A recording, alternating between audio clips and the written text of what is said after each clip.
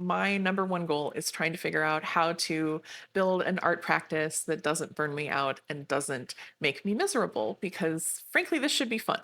I should be having a nice time. I would like to have a nice time. My name is Cassandra. Welcome to my little teeny tiny art studio in the corner of my dining room.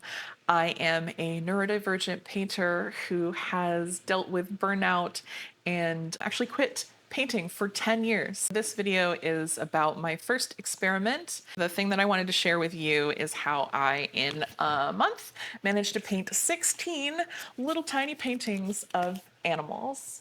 I had just finished up hitting my head up against a wall with a commission for 2 months, and it just wasn't coming out. I tried over and over and over again. I would avoid painting. I don't know if you're the kind of person whose like first reaction to discomfort is avoidance. It's mine. Oh boy, if you knew how many hours I have in The Sims trying to avoid and not pay attention to my life, you would be horrified. It's several thousands, by the way. Uh, I think I took like a 3 week break. Anytime that I quit painting for a little while, I worry that I'm never going to go back to it and that this is going to be like the last time and that I should just give up and quit calling myself an artist, which is, I know, a little bit dramatic. I totally hear you, but I feel things really, really strongly, and I have big emotions and a very active imagination. And so it is easy for me to imagine how my life could be ruined by any particular thing. I'm going to talk about this process because it worked really, really well for me. And if you are anything like me, maybe it'll work for you, and that would be amazing. I felt so good after I finished this process. It was, why am I holding this like a phone? Hello? I felt so good after this process. I felt like I had accomplished something. I didn't have to make myself miserable while doing it. I'll start with what the plan was. I do not work full time. I am incredibly lucky that I can have a part time job. My part time job is something that I enjoy doing. It's not like my calling on this planet, but it is a thing that I feel passionately about and I feel good about. Having a job that doesn't feel evil and doesn't take so much out of me is truly one of the best things that I could possibly have for my brain. So I'm recognizing how incredibly lucky I am to be able to work part-time. I work Tuesday through Thursday. It's a regular 9 to 5 job. I commute and all of that kind of stuff. I have a problem with task switching, and I also struggle a lot with the time period between work and the weekend. I struggle to move from work mode to relaxing. So that involved coming home basically at the end of my work week, taking some breaths and reminding myself that the work week is over and I am now free to do whatever it is that I want. And that month, the thing that I wanted was to do this. That's 4 paintings for every 4 day weekend that I have in a month. I wanted each of these paintings to be as low energy and low effort and low expectation as possible. So I only allowed myself an hour for each of these paintings. I thought I can make an hour work even on a busy day, even when I'm, struggling. I think I can make an hour work. And worst case scenario, maybe I can do 2 paintings in one day. But weirdly, through this entire month, there were only 2 times when I struggled to sit down at my easel. It was the very, very first day.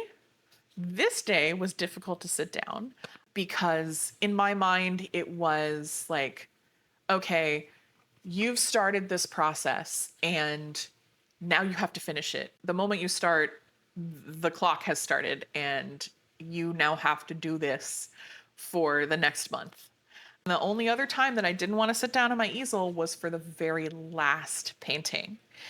It was hard to sit down and do this one because I'm like, this is the last one. Don't fuck it up. Don't fuck it up. Because you're going to sit here in front of the camera and be like, well, the last one was terrible and I'm a failure and I give up forever. And I didn't want to do that. So I was so scared when I sat down to paint this, but I did it anyway. And here it is. And I actually like it. I'm so glad I did it. Those were the only 2 times that I had trouble actually sitting down and doing any of this. So I was shocked. I really thought that this would be a slog. It was so nice to see myself grow over this time period and see how much I was able to not only improve, but noticeably see like where I improved. I want to talk about why I thought that it worked and some of the ways that I made sure that it did. The very, very first thing, and I think the most important thing out of all of them, is that I protected my time. My spouse and I are child free, so we don't have any sort of obligations in that regard, but we like to spend time together. And my spouse, I love him to death, but is incredibly loud. He's just a loud person, and that's fine, but I need focus and silence while I'm working. So, noise canceling headphones was a huge, huge deal for me because I'm in our dining room and this is an open space. And our kitchen is on the other side and our office is on the other side. So if he wanted to get anything out of the kitchen, like, I don't know, a drink or anything to exist as a human being, he had to go through the living room and the dining room because they're kind of combined. If I get interrupted while I'm painting, I struggle. Protecting my time was incredibly important, and I had to go to him and say, hey, I'm going to be painting for the next hour and a half because I give myself time for cleanup and taking breaks. Pretend that I am not here. So he stayed in the office for the most part. He wasn't allowed to comment or have a conversation with me unless there was like some sort of emergency or something really, really important that we needed to talk about. And there were a couple of times where he needed to talk to me during this process, but all in all, I think that it went fairly well. The second thing that I did is I collected all of my reference before I even started this process. I didn't want to have to think about what I might be painting that day. I needed this to be as easy to pick up and do as possible because any barrier of entry for me, especially like cleaning or preparation, I will drag my feet and it could potentially stop me from doing what I was planning to do in the first place.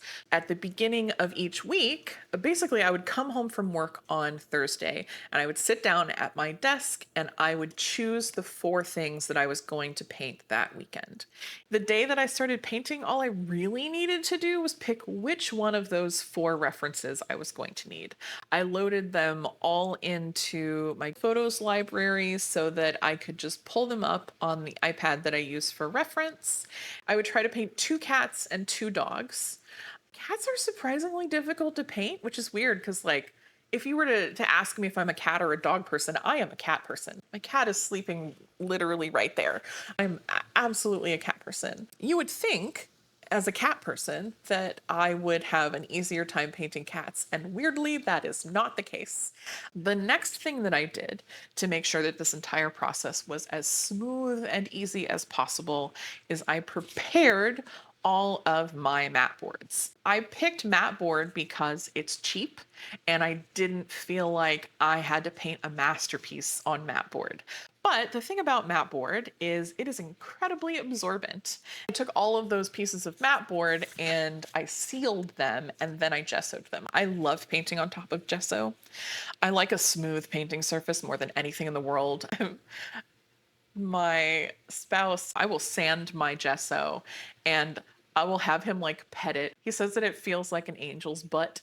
Um, it's like, wow, it's so smooth like an angel's butt, which makes me giggle. But anyway, so the first thing that I did is I used some GAC 100. It just seals the top. It's kind of like Elmer's glue. It's not exactly like Elmer's glue, but it is really, really good at stopping things from absorbing into materials. I've used it on wood before when I did the Drakel pet portrait contest last year, and this year coming up, I used the GAC to seal the wood. The nice thing about being able to do that is I had all of them laid out on the table right in front of me, and I just made an assembly line, and I put the GAC on one, set it to the side, put the GAC on one, put it to the side. I watched a Twitch stream while I was doing that. It just, kept me entertained while I was doing something that takes a long time. And frankly, preparing these takes so much less time than preparing canvases. I think I left it for like an hour. The next thing that I did is I gessoed all of them. I put down a layer of gesso and then I let that dry. I think I ended up doing, I think I did one or I did 2 layers of gesso. So it was 3 sessions of sitting down, and it took me less than a minute each for me to sit down and cover the surface. Like, it was incredibly fast. I had all of those ready, and it meant that the cleanup was all one process, and I wasn't doing it over and over and over again, and it wasn't stopping me from being able to start. The next thing that I did is I made sure that at the beginning of the weekend, my paints were set out. I use golden open acrylics, so they stay wet and usable for a long period of time. And I keep my paints in a clamshell. It's not like a wet palette or anything like that. The open acrylics, as long as they're like mostly enclosed in some way, they stay wet for a really, really long time. I've been able to have my entire work week come back and my paint is still wet. I have my paints ready. I have my water jar filled, ready to go. That's it. Like, there's no friction there. I can just grab one of these guys, stick it up on my board, and sit down and paint and just get it done. It was amazing. I forgot to say this. I didn't tell anybody I was doing it. This was a secret. Like, my spouse knew to a degree what I was doing, but I didn't talk to my family. I didn't talk to my friends. It was a secret project. There was no expectation and no pressure for me to do a good job. It was just do the thing, get it done. Can you do it?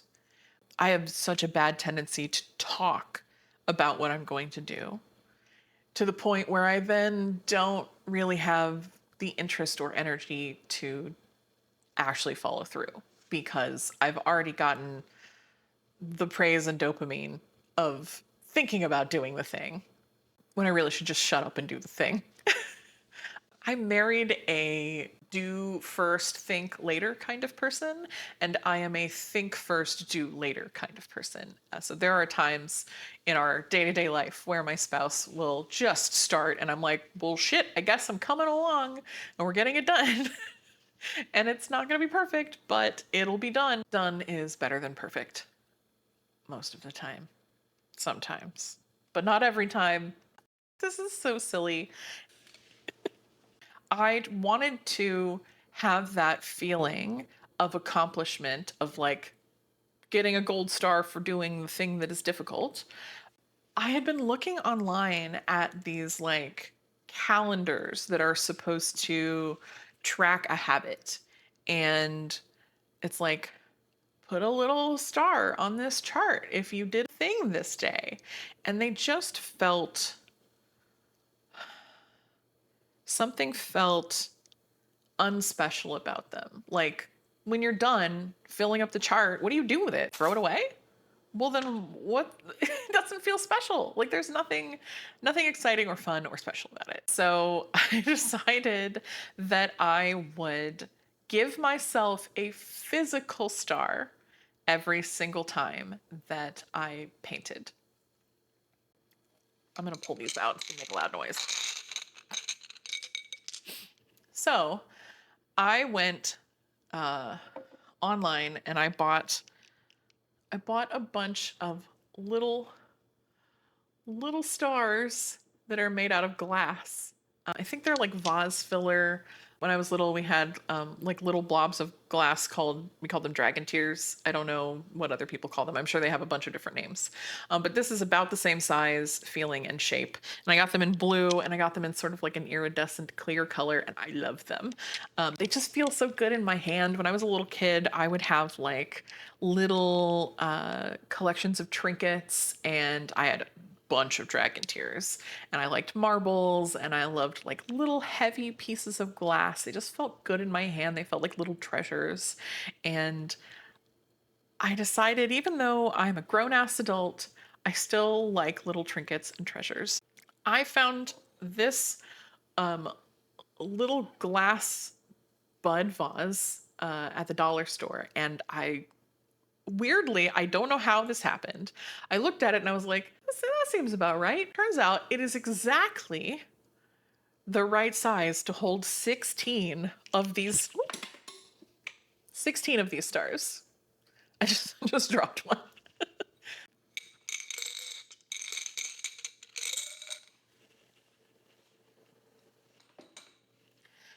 So yeah, I filled up the canister. Where did the star go? I dropped it.